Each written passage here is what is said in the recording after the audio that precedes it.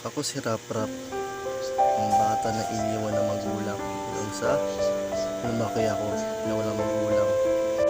Minsan kailangan ko rin sumikap magtrabaho para makakain lang na maayos at mabili na gusto ko kung anong gusto ko pagkain.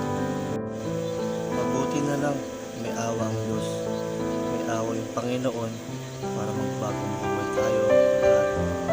Minsan napapaisip ako kung bakit ako ganito. Minsan naiingit ako sa mga bata dyan.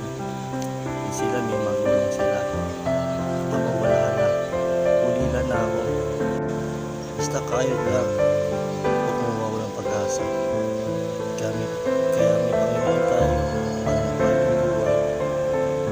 Akala ko susuko na ako. Pala hindi. Minsan